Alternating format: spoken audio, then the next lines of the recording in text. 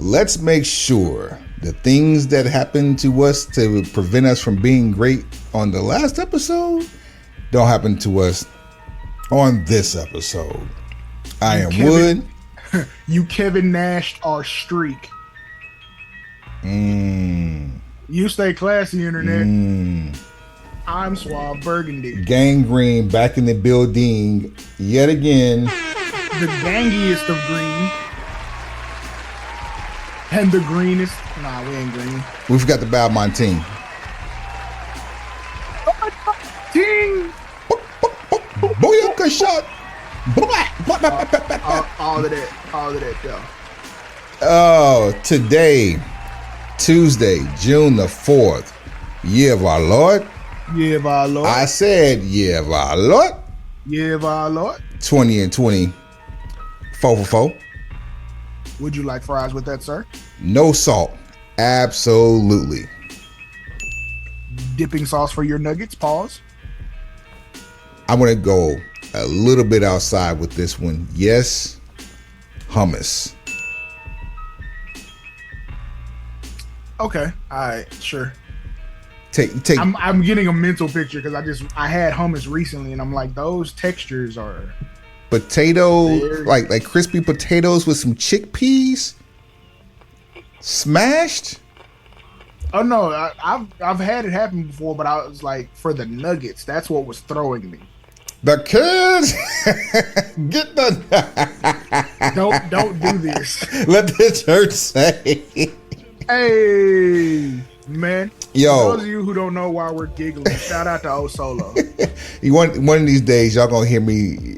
I hear something we saying. Actually, take your time and go Google it and find out. Yeah. Oh my god. Housekeeping items. I was waiting until my travel was out the way before I got this little spill in.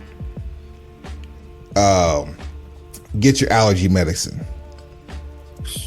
I am now the proud father of not one, not two, not three, but 4 high school graduates. 4 more graduates. Campaign. Hey yo. I am also the father of not but 1, not 2, but 3 college graduates. Man, listen. Bodman team. You feel me? Look, in an age where fathers and to a greater extent, fathers from our culture are ostracized for either their lack of participation or whatever other superlatives you want to lump on those individuals or us that inhabit this community. I, sir, have to salute you for the accomplishment that you have just given Broken Pencil Nation. As part of the tribe, we thank you. It's not a mission that is done alone. Indeed. If you don't have a tribe, shame on you. It's too late at this point. Nah, I mean, you better get you one before it get real out here. You better figure out what's going on. Shouts out to my younger son, David Christopher. Hey. And of course, I can't shout out David without shouting out co-founder of the BPBC. Original panel member, original V1 merch owner slash t-shirt model. That man got samples. Jeremiah, aka JBL, for the one time. And shouts out to my number 2, to Sydney, my second born, for being daddy's chauffeur around H-Time. See the kids still tipping. My first time back in Texas since my departure from that fair state. Indeed. Felt pretty damn good, bruh. We're being overrun by transplants, but we were trying to get something figured out for it. Yeah, what was crazy, this is the first time I've seen all Texas plates anytime I've ever been in Texas. And I guess when you're in Houston, that's what happens because people from out of town don't drive in Houston. Bam. Oh, but all I'm seeing up and down the highways is like it's a lot of Colorado, it's A lot of California. California, without doubt. It used to be a lot of Louisiana, but that's kind of filtered out a little bit. I think They're locals now. They got Texas place now. Yeah, they've taken up permanent residence. But bruh, just hey, here's a fun fact and a tip. I know there's a lot of people coming this direction, to live in this city for different reasons and whatnot. Oklahoma has plenty of space. I'm just saying, like, Texas is full, specifically the DFW community and surrounding suburbs. I want to Google this fact. I will almost bet you a toe that the state of Oklahoma has less people than the DFW Metroplex. That sounds like that's a safe bet. Not gonna lie to you. Let's see here. States. Oak Cliff is the 40th largest city in these here United States. So for a city, a neighborhood, what would it be called? A suburb, a metropolitan area inside of a bigger city? Township? Sure, we'll go with that for now. A township that would qualify as the 40th largest state in these here United States. No, 40th largest city. You talking about Oak Cliff? Yes. Oak Cliff is definitely a township, yes. Right. So that's what I'm saying. If Oak Cliff would qualify as the 40th largest city in these here United States, the state of Texas or the city of Dallas would have close to more people or as many people as Oklahoma. If I'm not mistaken, I heard something when I was in Dallas that Fort Worth was like ranked number 13 in the country. In what? Population. Oh, I don't doubt it. They probably rank pretty high on a couple of other things too, but this is not what that's about. Shout out to my homies out there, but that ain't what you dig. Feel me? Hey, just check in before you pull up. According to the 2022 census, the state of Oklahoma had a population of 4.02 million. And Dallas's population is DFW, without me even Googling, is teetering at 8 million. And then there's that. I remember in 2004 when the Houston and Dallas radio markets flip-flop, or media markets flip-flop. Houston was number 5. No, Houston was number 4. Dallas was number 5, and they flip-flopped.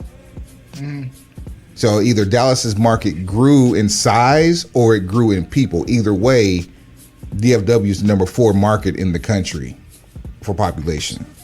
So to recap what I said, Oklahoma is wide open for you. It's twice as much space. Californians should be really comfortable there. The marijuana's legalized. What else? Give me something else. Oh, gambling. You can gamble. So you ain't gotta. It's not like you gotta go from California to Vegas. You do it all in Oklahoma. Great casinos. Sports betting is legal.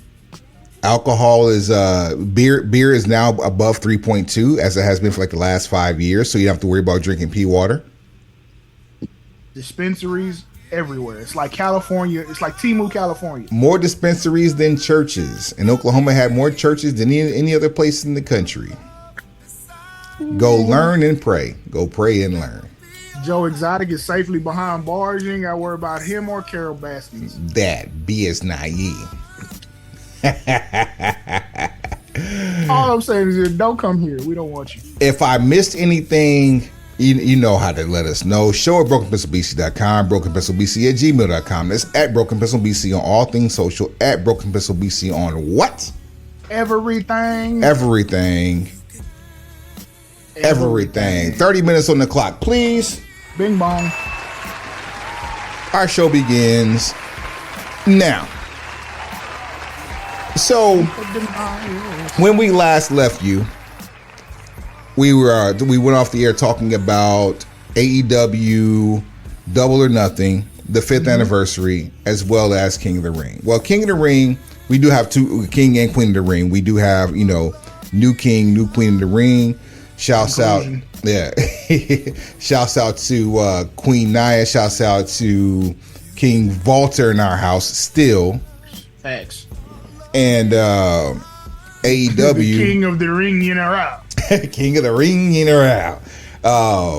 But we also have in AEW a returning Maxwell Jacob Friedman after a nice healthy hiatus, which also ironically put to bed by him showing up the bidding war of 2024.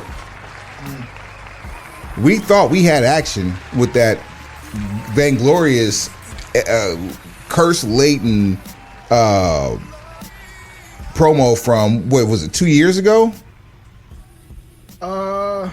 Something like I don't think that. it was last year. I want to say it was 2 years ago when he let off that, there was a couple slugs.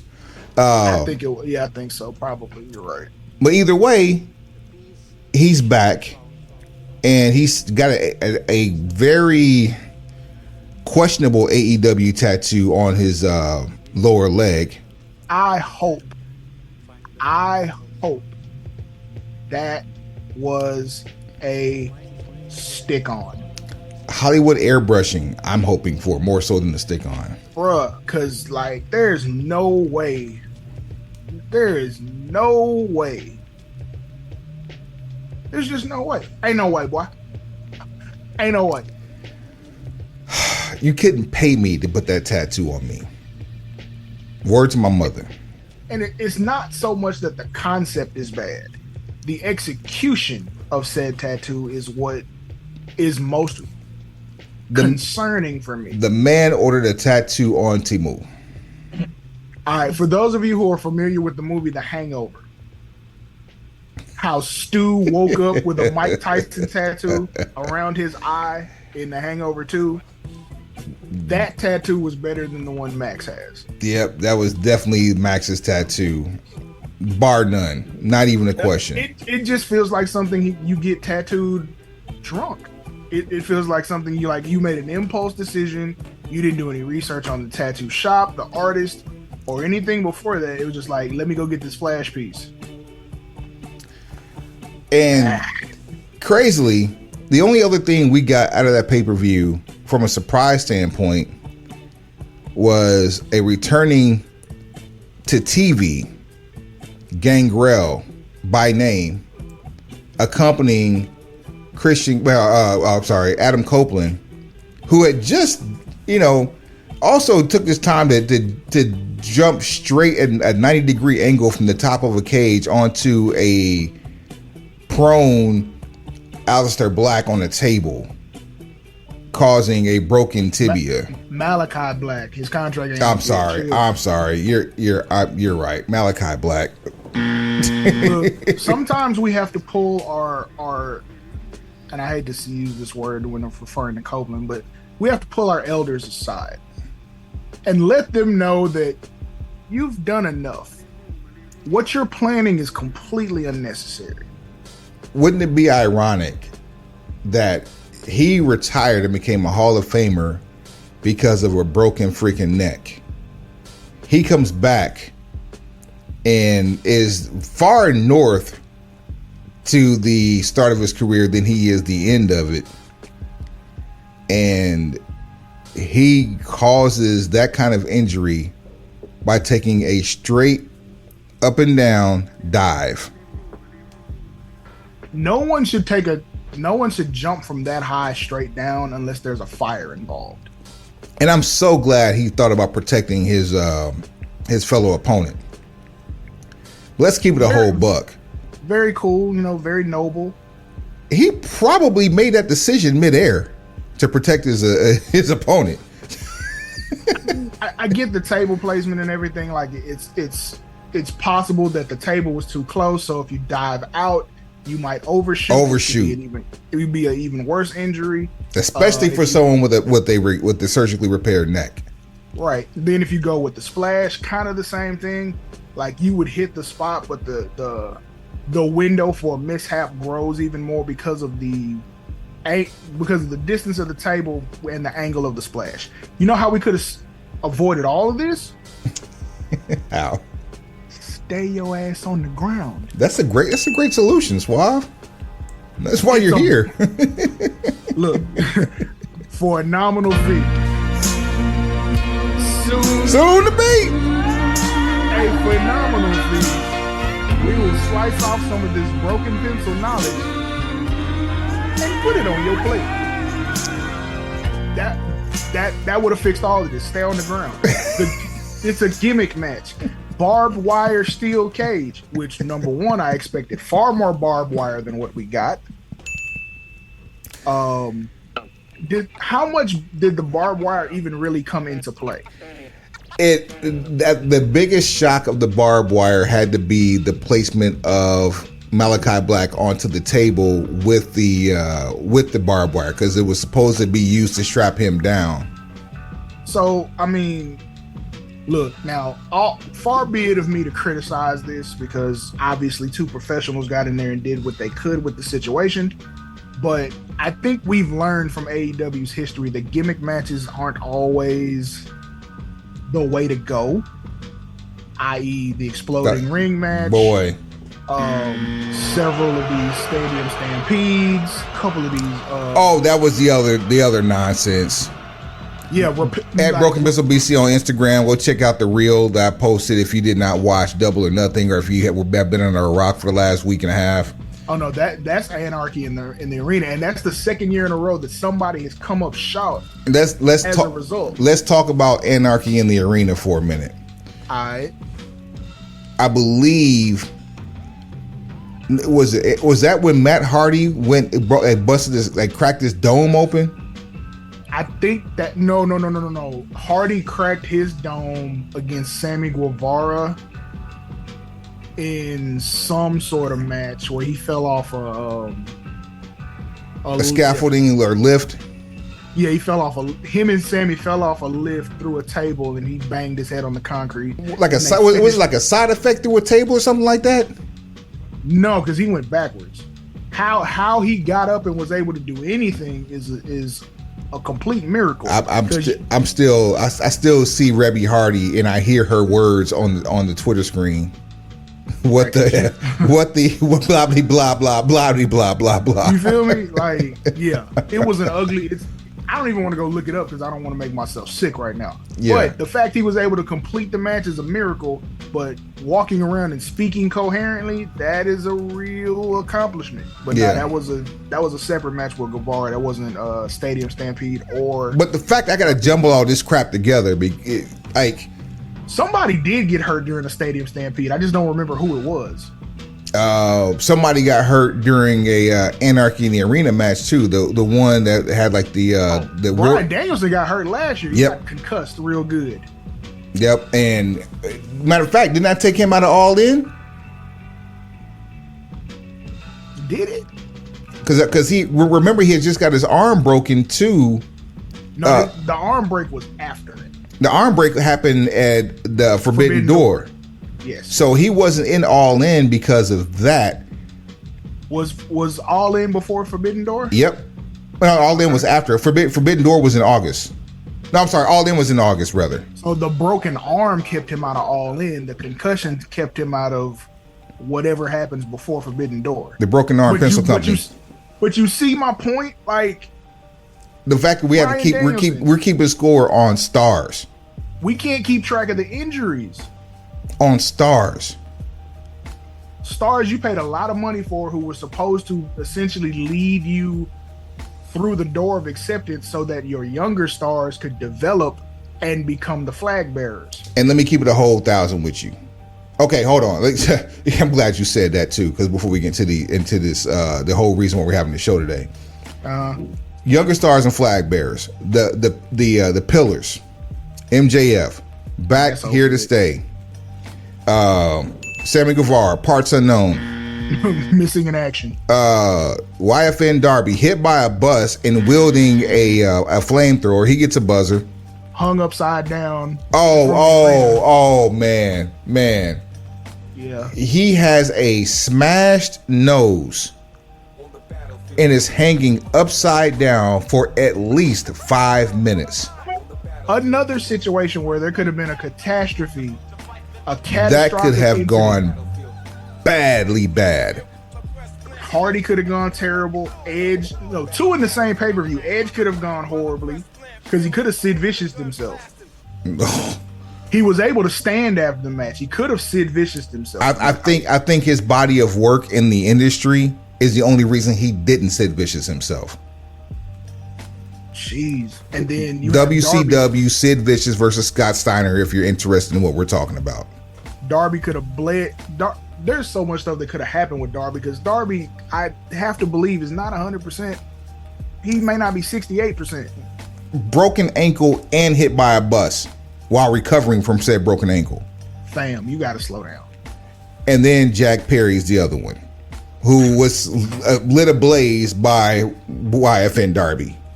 Blame retarded Jungle Buck Jack Perry. And the fact that he's aligned with the Elite. So we'd have 1 out of 4. 25%. I'm not debating Darby Allin. He's in the buzzer category. We have a 25% success ratio on 4 pillars, and one of them's not even on TV and hasn't been seen in at least 3 months. Britt Baker is the one we're speaking of. I see what you did there. Oh, no. Run the pillars down for me again. I'm tripping. No, you're not, because that's pretty damn good, Suave. At one point, there was a remark. I think CM Punk might have made that remark when he first did absolutely. Yeah, so MJF, Darby, Sammy, and Jack. Yeah. So one returned and probably leveled up his bag status, and then the other went. Oh, he absolutely leveled up his bag status. Went over in the main event. So, I mean, wouldn't you say 50%? Nope. Still saying 25 because 38. Darby went through glass and then got his ankle broken in a match 10 days after retaining the tag team championships that Sting retired with after going through said glass. And then while recovering from a broken ankle, which prevented him from training to go climb Mount Everest, mind you, he gets hit by a bus. Stock down, bro. You're not a hero for that. I mean, he's made more headlines than just about any of the other pillars. Like for the wrong reasons. Look, you have to Titus O'Neil this. You got to make it a win. I got to do shit. You have to Titus O'Neil this, bro. We are days away from going full blown seasons 1 through 5 on BPBC. So look, Jack Perry got the win in a main event against Bryan Danielson in Anarchy in the Arena. Regardless of how Benny Hill the match turned out to be, he did go over and went over the arguably top 3 best in the world. Yakety sacks, bruh. Yakety sacks. I'm trying to keep us from being, cantankerous. No, I don't care about that. Oh, okay. About us being labeled as, tribalist or loyalist to one side or the other, as if we haven't explained this a million times on this show. I'm done explaining to people what I am.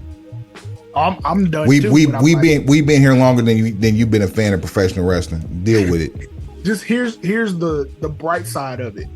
Darby's making headlines. If you're gonna spin it. He's making headlines on a consistent basis. Jack Perry's going over, and I didn't say getting over, but if he's going to get over, this is probably his best opportunity. And then you have... I'm convinced he has no home anywhere else. Because of certain contributing factors, he's probably always going to have the opportunity. But I largely kind of agree with your stance, but I'm like, there is still one other landing place for him. Maybe 2, maybe 3, who knows? But you know how that go. All right, so let's talk about landing places. One person who we haven't seen on TV in quite some time popped up on NXT TV last week, and that's All Ego Ethan Page. Shouts out to Baggington Securitas. I think that's a good move for him. It's a great move for him. He needs to stay there. Stay in NXT. Just never main roster. Just never main roster. He could be a catalyst for that part of the company, for that brand. I could see him like with a lengthy title run and kind of carrying that show for a while whenever they decide to call Trick Williams up. Because think about Austin Theory and Ethan Page side by side. They look like before and after. What are we doing with Austin Theory? I smell a face turn in this very near future. I mean, but even with a face turn, like what? Nothing happens with the face turn with Austin Theory.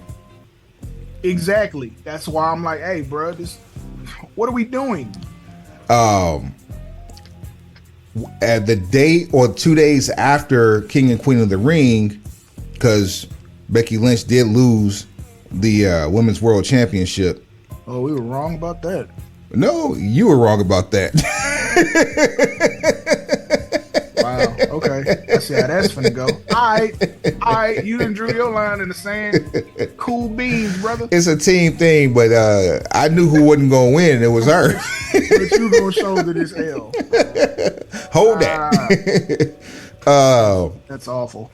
But she had a return match in a cage against Liv Morgan on Monday Night Raw. Lost for the dumbest reason. But I like the progression in the storyline between Liv and Judgment Day. However, all of the talk was not the Liv Morgan kiss on Dominic Mysterio. All the talk was the final shot of Rebecca Quinn, aka Becky Lynch, leaving WWE, apparently out of contract. There's a show coming up at the end of this month on AEW. Maybe we've heard of it. Maybe we've even talked about it. Forbidden Door. The concept of a forbidden door is someone who is contracted elsewhere to come into a company that you don't expect with the idea of shaking up the industry. It's not a forbidden door if you sign that person. It's a forbidden door when you walk through the front door while still being signed to the other company, a la Jordynne Grace, your TNA Knockouts champion, who is defending the title on NXT TV on Sunday on Peacock. StockValue.com. Yeah. And Jordynne Grace fits the bill because NXT could use a boost in women's talent and TNA could use a boost, period. So if you want to stock up TNA, it's a great way to make that start. It sounds like they're on the side of the road with a dead battery. If anybody needs a boost. If you've seen their product lately, and it's nothing against the talent, but the production level access, you can do so much better. Anthem, you can do so much better. We've seen it on a shorter budget. Jeff Jarrett made it look like a shining diamond. That's all I'm saying. So did Dixie Carter. I digress. Diamond. Do we see Rebecca Quinn at Forbidden Door? If I'm a betting man, I feel like no. My reasoning is very simple.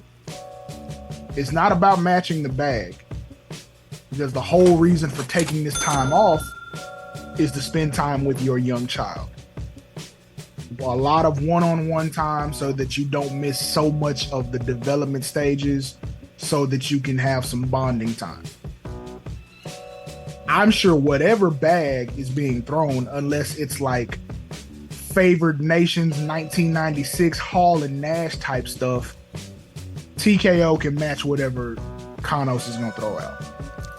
TKO can, but we already know Kanos is playing in the snow, allegedly, when it's cold outside. Now, who he holding?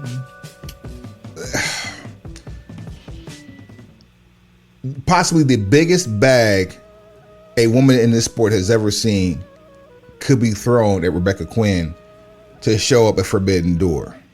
After you just threw the biggest bag that had ever been seen by a woman at Mercedes Moné. And then you had previously thrown another humongous bag at Saraya. Then I'm sure a less substantial bag was thrown at Toni Storm. Meanwhile, Britt Baker is so far missing in action, they've called off the search party. Britt Baker is now DMD, is now the women's version of MJF for the AEW roster. I started this gangsta-ish, and this is the mother effing thanks I get. Look, I mean, can we check on Adam Cole's contract status? Because they might do a joint venture getting up out of there. At this point, like, Dr. Baker is running a completely successful dentist practice and not thinking about wrestling at this point. Like, what are we doing? She's taking bumps, but not taking bumps. Listen, whatever your recreational activities are. No, not that kind of bump. I'm talking about for work. Oh, excuse me. Pardon me. Yeah. My apologies to anyone who may have been offended. Excuse you, partner. Excuse you. Also visibly missing from AEW TV, not to return. His words, not mine. The world's strongest man, Mark Henry. OG Mark. Where is he going back home? I don't see why he does. Look, we all know the Mark Henry that we saw in the ring and in front of the camera. So we do know he does have an ability to contribute as far as maybe a backstage producer or some sort of coach in NXT. That goes without saying. A strength and conditioning coach in the PC is like, duh. However, some sort of coach in NXT. Oh, I got a good one for you on that one. So there's that. Then you know he's on Busted Open Radio, so he has the media skills to handle whatever. So if you wanted to give him an opportunity on commentary, or if you wanted to try to use him in some other space, maybe a WWE backed or led podcast situation, if they wanted to get into that digital media space, then so we have seen him show his chops as a talent scout. He's responsible for the discovery of Bianca Belair, responsible for the discovery of Jade Cargill, and numerous others. So I don't know why you wouldn't, especially in this situation of name, image, likeness. Oh boy. Follow me if you follow me for more recipes. But name, image, likeness being a thing, and you're okay. For those of you who remember what Jerry Briscoe used to do under the McMahon era, he was the guy who went out and spotted the talent before the process started. So notable people on his checklist: Kurt Angle, Brock Lesnar, Shelton Benjamin, Mark Henry. You see what I'm saying? So he knows how to. So Mark Henry knows how the process goes. He knows how to find talent. He knows how to find talent that can adapt well to what's going on in WWE. He hasn't really had any misses yet. What was the commonality between most of the people that Jerry Briscoe found for WWE that Mark Henry also shared? Collegiate athletes. Amateur athletes. Yes. Absolutely. Yes. Collegiate amateur athletes. Now, yes. You said name, image, likeness. We said basically the forefather for this is going to be Gerald Briscoe. Jacob Henry is now signed to go to OU in the fall as a freestyle wrestler. Bing bong.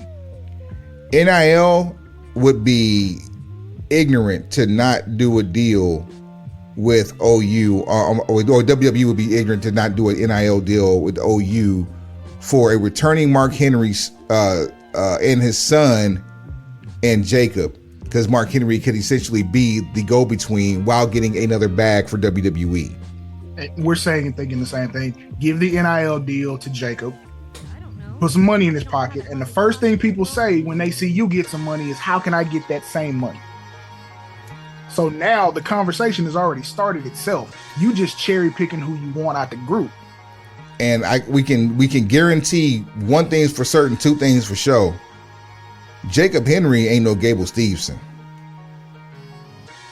I'm not calling Jacob Henry less than an Olympic gold medalist, because he very well could be. What I'm saying is Mark Henry ain't gonna let Jacob tarnish the Henry name the way Gable Steveson tarnished his own. Ooh. And then there's that. Was that a conversation we were ready to have? I don't know if we were. I digress, because we got this sprint going on here. I mean, we'll I think we can really have that conversation when we see how Buffalo works out. If the Bills end up cutting him during training camp, or he doesn't make the official 53 that starts the season, we can finally have that conversation. They cut a punter to sign Gable Steveson as a defensive tackle. That is amazing work. Look, without Stephon Diggs being there, makes it real easy to help try to load up this defense real quick. Not as easy as you think, because they were helicoptering towards Cap Hill, but that's a whole different bag of worms. Yeah. Two more real quick, and we got about 2 minutes for these. Yeet. The newly departed from AEW, Jake Hager, another Oklahoma athlete from University of Oklahoma. Right.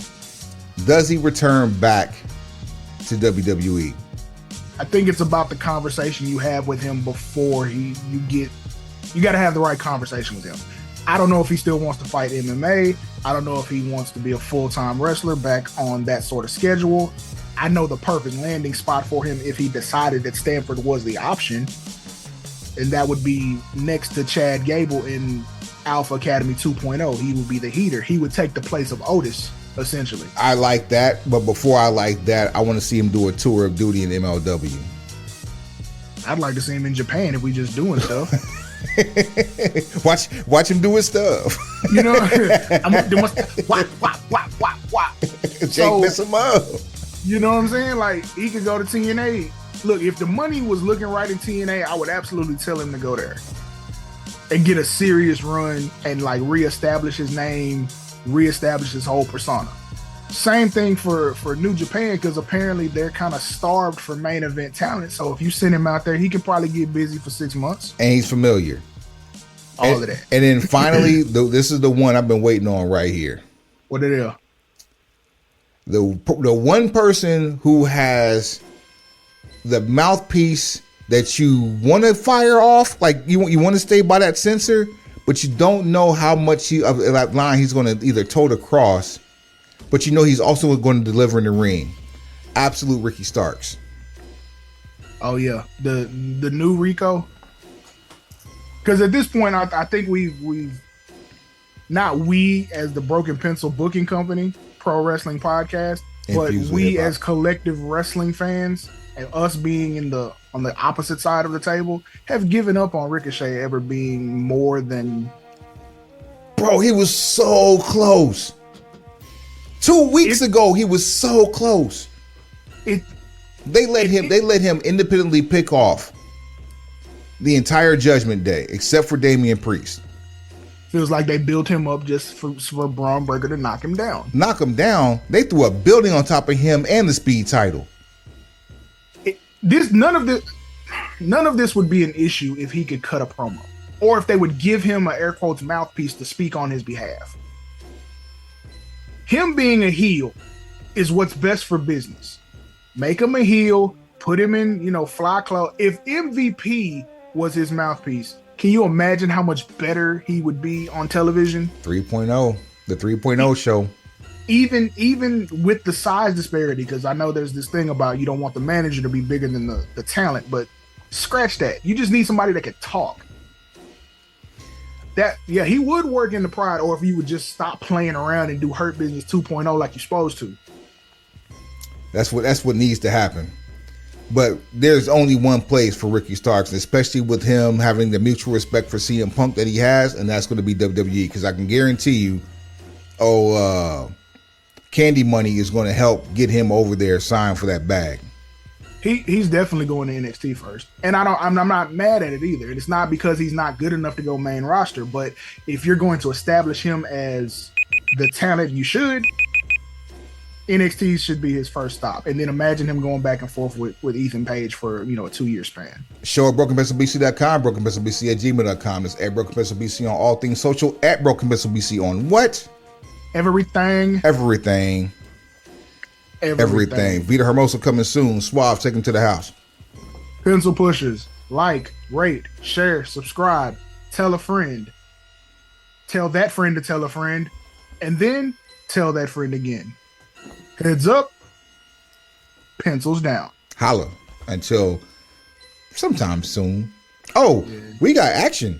NXT Battleground on Sunday the 9th, and then we also have a Clash at the Castle on the 15th. There's a special day for you right there, the 15th. Let me talk about it. What? Ooh.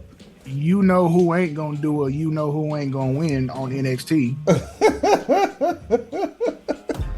And this is your daily acknowledgement. Hey, you know who ain't gonna win.